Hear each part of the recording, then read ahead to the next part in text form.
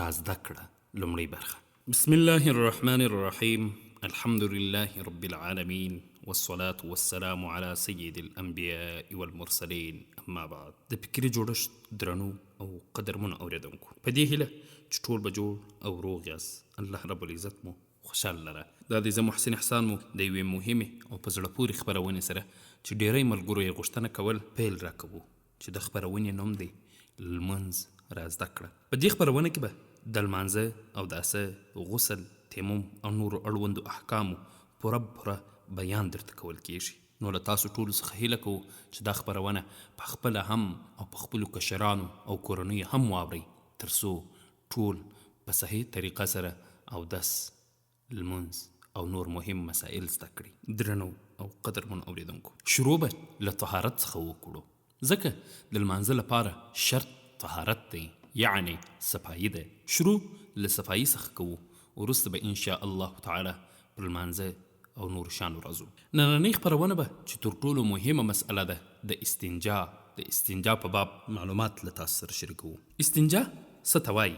استنجا هغه عمل ته وایي چې انسان له ادرار یا غایط وروسته د ناپاکۍ پاکول کوي د اوبو یا ډبرې په وسیله، تر څو نجاست له بدن څخه لرې شي. د خپرونې درنو او قدرمنو اوریدونکو، بعضې شیان به وپېژنو: ادرار او غایط. دا چې د ډېری ملګرو په دې سره نه خلاصېږي. ادرار و تشو بولو ته ویل کېږي او غایط و لوی بولو ته ویل کېږي. اوس د غایط دپاره ډبرې استعمالول پاک نه کوي، خو د ادرار لپاره ډبرې استعمالول نه دي پکار. د ادرار لپاره باید ته داسې شی استعمال کړې چې هغه کله د هغه بولي د ذکر پر سر باندې کوم څاڅکي پاتې وي، یا هم په ذکر کې کوم څاڅکي پاتې وي، دا را جذب کړي.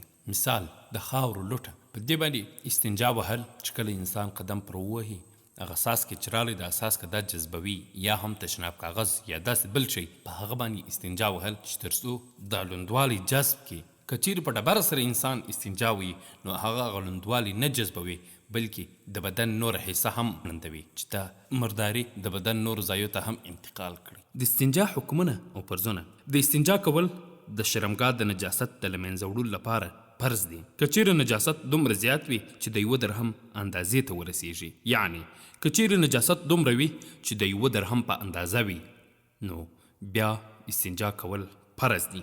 که چیرې نجاست له درهم کم وي، نو پاکول یې واجب دي. که ډیر کم وي، بیا پاکول سنت ګڼل کیږي.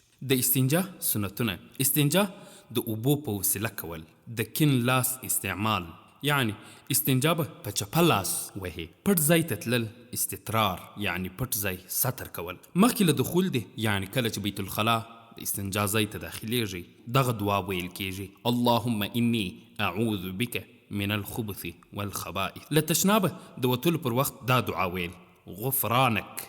د استنجا لپاره 3 ډبرې کارول، که اوبه نه وي، د ادرار یا غایط ځای ته نه کتل، له خبرو ځان ساتل، له کیڼ لاس نه پرته بل لاس نه استعمالول. د استنجا مکروهات: ناروا او بد ګڼل شوي کارونه: د استنجا په وخت کې خبرې کول، قبلې ته مخ یا شا ګرځول، که چیرې دیوال یا پرده نه وي، په ښي لاس استنجا ول، په عام محضر یا خلاص میدان کې تشناب ته کېناستل، له استنجا وروسته له پاکېدو پرته اودس یا لمونځ کول، د اوبو بې ځایه ضایع کول، له استنجا وروسته نجاست پرېښودل داسې چې لباس یا بدن پرې ناپاک شي. د استنجا ماتونکي، یعنی داسې څه چې پاکوالی باطلوي، پاکوالی نه پرځي. د شرمګاه څخه هر ډول خارجېدونکي نجاسات، ادرار، غایط، وینه یا منی.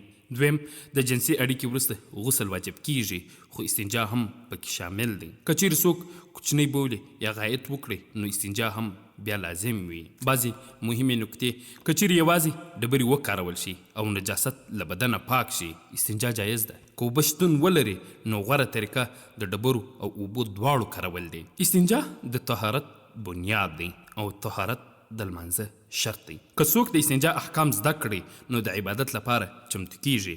راځئ خپل ځانونه، خپل ماشومان او ټولنه له نجاست نه وساتو، تر څو د لمونځونو تلاوت او ذکر لپاره پاک پاتې شو. قدرمنو اوریدونکو، د نن ورځې خپرونه په همدې ځای